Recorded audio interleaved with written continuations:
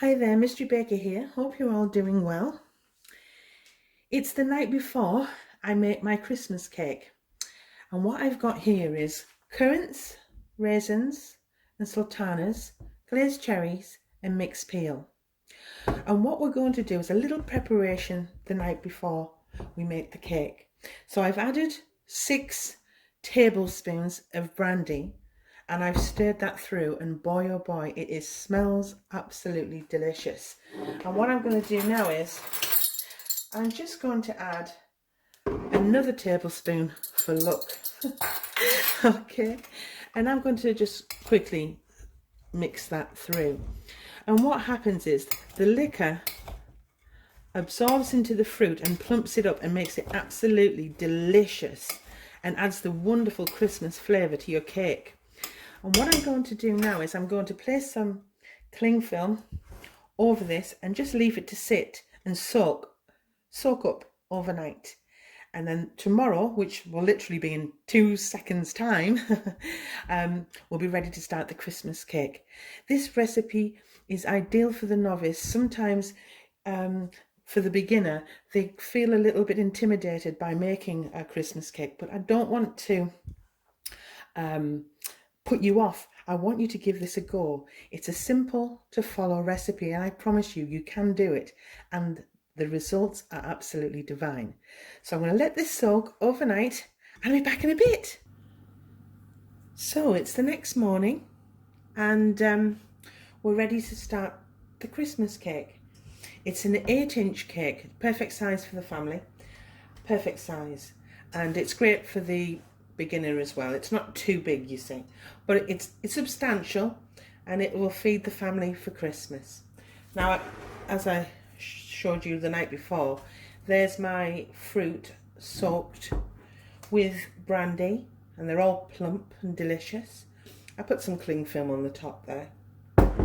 So you need 275 grams of unsalted butter and 275 grams of dark soft brown sugar. And remember, the night before you should really take your butter out of the fridge because it needs to be soft, because it's a lot easier to work with. So that's that. I've also, one second, I've also got a cake tin and I've lined it with greaseproof paper around the edge and in there. And I've made it slightly larger than the cake tin. It just helps in the baking process. You know, sometimes you can put the greaseproof paper just to the top of the tin, and if you're cake making, that's fine. But with a fruit cake, I find that if you just raise it up ever so slightly, it doesn't catch, okay, because you don't want it to burn. Now I'll also cover the entire cake with extra greaseproof paper, but we'll look at that later. So I've got that. So a little bit of preparation before you start. So line your tin so it's all ready. I've got 5 whole eggs there, and they're at room temperature. It's always best that eggs are at room temperature. So if they have been in the fridge, take them out a couple of hours before you start. Crack them in a bowl and just let them sit. And here we have 275 grams of plain flour. Now I will put all of the measurements and etc. in the description box, so don't worry about it. But before we start, I'm just going to add a little bit of a spice to this flour. So these are ideal, these measuring spoons. If you haven't got them, just use a teaspoon or a tablespoon as required. But these are a great purchase, and I think they're about a pound. So you'll need some mixed spice. This is just Tesco's mixed spice ground up into a powder. And you'll need, you'll need a teaspoon. 1 teaspoon of the mixed spice. So I'm just going to add that to my spoon. Sometimes it's better just to take the lid off. Oh, it won't. So I'm going to do 2 half teaspoons because I can get that in. So I level it off. So half a teaspoon and then another half. Make sure they're level, don't overload the teaspoon. It just needs to be a level.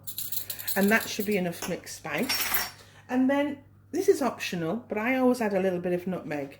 If this is the grains and you just, it's kind of like a pepper shaker, pepper grinder, and I just put just under half a teaspoon, just under, of nutmeg, just to give it that extra Christmassy taste. If you haven't got the ground nutmeg, powdered nutmeg will do, but again, not half a teaspoon, just a little bit less, just under half a teaspoon. So there we have it. We're all set and we're all ready to start the Christmas cake. So what I'm going to do, I'm going to begin creaming the butter and the sugar together. And what we're looking for is a soft consistency. As I say, to make life easier, make sure your butter is soft and not rock hard out of the fridge, because you'll have a job on your hands. I will promise you that. But if it's soft and it's been left out overnight, it's a lot easier to work with. So I'm going to cream this off camera rather than bore you. And when we come back, I'll show you what we do next.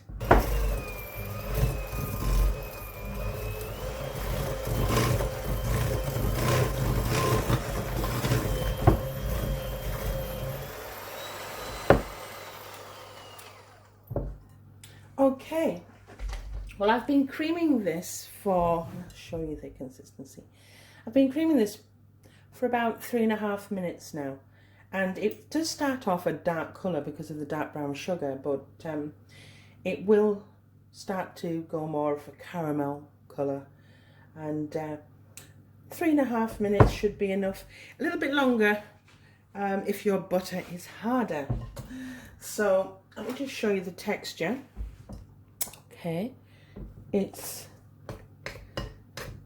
still got a grain in it because I don't think you'll get that removed, but it's a lot softer. Like, can you feel that? You can't feel it, but it's a lot softer than it starts off. Okay, and you're ready now for the next stage. I'll just quickly get that in. Now this Christmas cake, I'll just wash my hands, this Christmas cake is going to be for me. I'm making it for me. And this year, I'm making a naked Christmas cake. Can you believe that? By which I mean, I'm not actually going to be covering it with fondant. I'm going to instead be making my homemade marzipan, which a tutorial attached to this eventually will be put on, how I made my marzipan, and I'm going to do it kind of rustic, so you don't have to be any good at cake decorating to make this cake. You can just make it a rustic homemade Christmas cake topped with a delicious marzipan, and it'll be homemade marzipan too. I'm excited. Okay, so now we've done the creaming stage, we now start adding our flour and eggs, and I do it in 3 parts. What I've done is, with a tablespoon, I've just mixed in my mixed spice, incorporated throughout the flour, just so I'm not landed with one huge amount of ground spice. I want it to be mixed in evenly. Okay, so I'll show you what I do first. I add the first third of the flour, like so, into a sieve. I know it's plain flour. I'll just sieve this in. I know it's plain flour, but I still want the air. Now, there are Christmas cake recipes out there, and I get asked this question a lot, saying, well, you're not using any baking powder, or you're not using self-raising flour. Yeah, I know. I've tried that recipe, and I don't rate it. And I do know for certain that it, in my experience, that it can cause problems, and sometimes because of the raising agent the cake rises but the fruit drops. Not all the time, it hasn't happened to me, but I do know it has happened. And so I've got my eggs, so I'm going to add a third of my eggs like that, and off camera I'm going to mix those together, and I'll start on a slow speed and then work up to the full speed, and I'll be right back. Okay, so I've creamed that, and I've added my second third of self-raising flour. Okay, a little bit more, and a second third of my egg, like so. Okay, and I'm going to beat that again off camera, and once that's finished I'll add the final third of the flour and the final third of the eggs, and I'll do it all off camera, and I'll come back when the batter is ready. Back in a bit.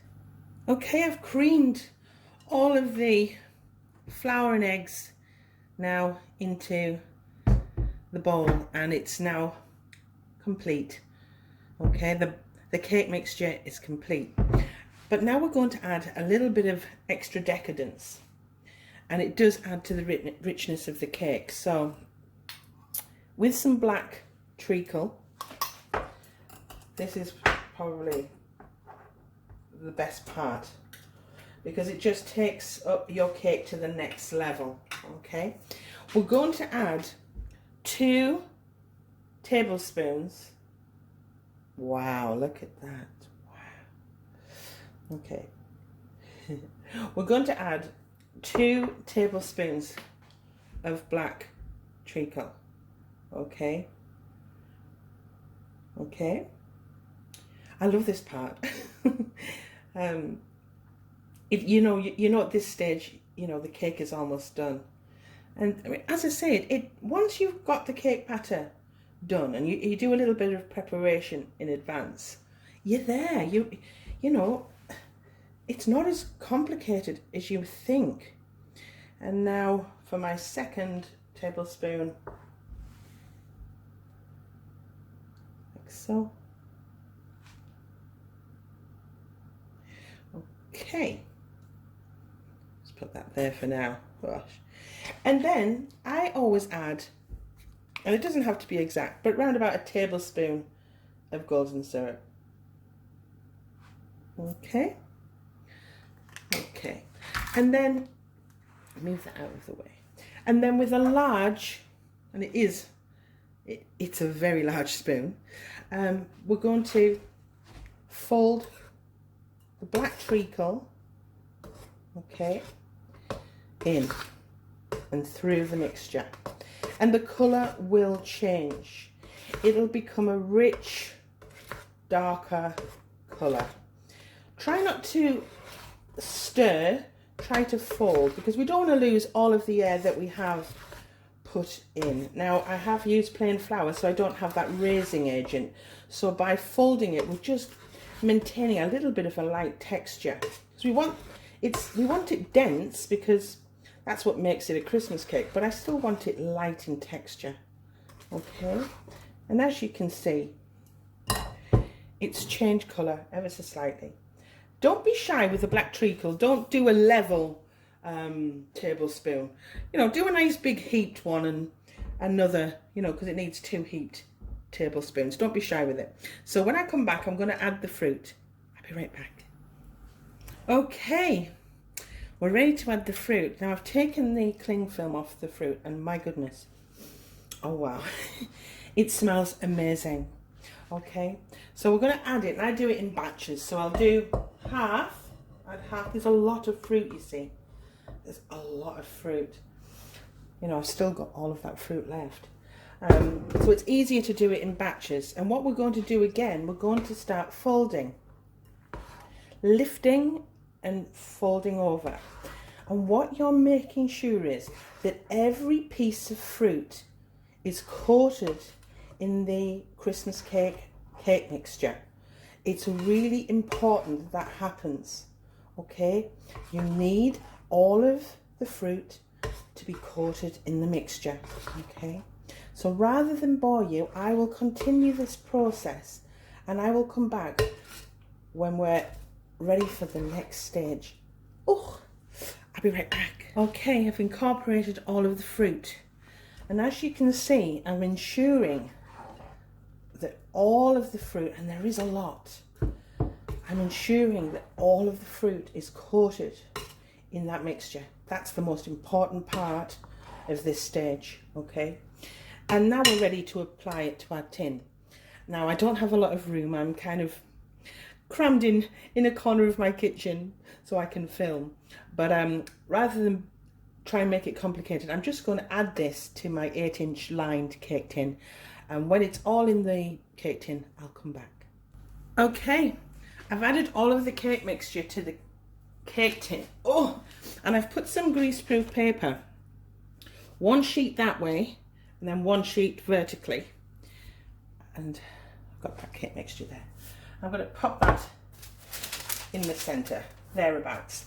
And with some string, or you can use not cling film, foil, you wrap it around. I won't do it here because but basically you pick up all the edges like so, and you wrap the string around and tie it so that it's totally protected. And what you need to make sure, just before I put this in the oven, wow, that it's flattened down firmly, okay? Yeah? And so that it has an even spread. That's what we're wanting. It will rise, and as you can see, it's almost to the top. This recipe will fill this cake tin almost to the top. It will rise slightly, but not as much as if it were a self-raising made Christmas cake or had baking powder added to it. So, and that's what I want. I don't want a lot of too much air because, as I've said, I've heard, and I mean, I do know a lot about baking, and I do know that the fruit and the sponge can separate. So the cake rises and the mixture drops, and it has more likeliness to drop if you don't make sure that the fruit is all covered with a coating of the cake mixture. I hope I'm making sense.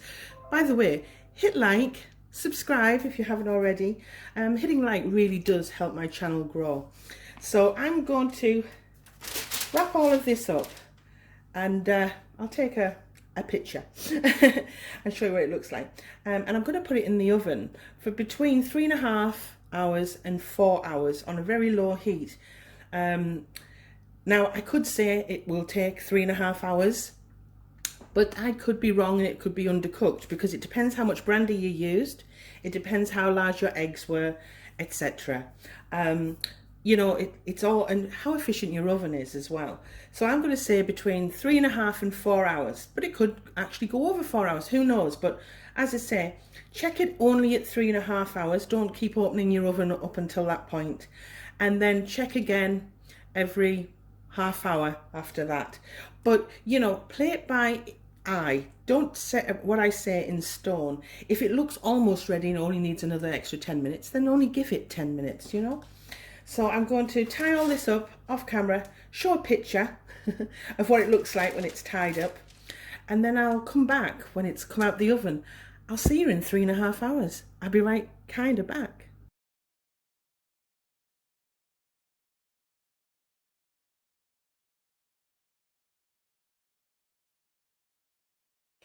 Okay, it's come out of the oven, and I've removed the extra greaseproof paper and we're left with the cake. Oops, that pan is hot. It's been in for 3 hours and 40 minutes. Obviously it's not, that time is not set in stone. It will depend on the efficiency of your oven, how much brandy you put in, etc, etc. And as you can see, it's a wonderful deep chocolatey brown golden colour. If that's a good description. And I can promise you this, the smell from your kitchen will permeate throughout the house and probably last for a couple of days. The smell is magnificent, I have to say. And if you follow this recipe, please comment below and tell me if you had the same experience. I'd love to hear from you. Now, what we do at this stage is basically nothing. For 35 minutes, I'm going to leave that in its cake tin, because if I was to try now, it's just far too hot. You'll get burnt. It's as simple as that. So I will leave it for half an hour or so, and then I will take it out and put it on a cooling rack, and I will allow it then to get to room temperature, and that could take an hour, it could take longer, depending. It all depends. But when it is cool, what I do is this: I wrap it in fresh grease-proof paper, and then I wrap it in cling film, and then finally I wrap it in foil. Now I know that's a big process, but you've got to remember this cake isn't going to be eaten straight away. You know, you can make this cake as early as you want, but it's November here and I'm not going to be eating it till Christmas. So I want it airtight and away from the air and any chance of it going off, and we don't want that. So I do those 3 steps, and I even then put it in an airtight container. And it's not over, because your Christmas cake needs a little bit of TLC and tender loving care. And I feed my cake with brandy regularly up until the build-up of Christmas. So it's the beginning of November now, and so maybe once a fortnight I will feed my cake, and then once it gets maybe the first week in December, I'll up that to feeding the cake with brandy once a week up until the point where I decorate it. So there is a little bit of work to go into it, and I will do a tutorial, part 2, showing you how I feed my cake with the brandy, just to give it that extra something special. Now you don't have to overload it. Please don't overload it with brandy. Don't think it's going to make your cake taste better, because if you put too much on, it can pickle it, and we don't want to lose all of those beautiful ingredients that are already in the cake. Part 3, now you don't have to follow part 3, but part 3 is going to show you how I make my naked Christmas cake. And basically it's a rustic Christmas cake. It's not decorated with fondant. And part 3 will show you how I decorate it with marzipan, and it's homemade marzipan, and I'll show you how to make my homemade marzipan too. So there's great things in store, so please hit the bell and you'll be notified of my next uploads. One of my questions before I go is, what are you doing with your Christmas cake? Are you decorating it, or are you putting marzipan on and leaving it at that? Are you decorating with a Christmas theme? If so, I'd love to hear what your thoughts are on what you're going to be doing with your Christmas cake. I do have some tutorials on my channel showing you how to make a Christmas penguin and a Christmas polar bear. And next week, hopefully, fingers crossed, I'll be uploading a tutorial on how to make a fondant snowman. So if you're wanting any ideas and inspiration, please just check them all out. Well, thanks for your time. Hit like if you haven't already. It really helps my channel grow. And subscribe if you haven't already. Hit the bell, be notified, and I will speak to you soon. Happy Christmas.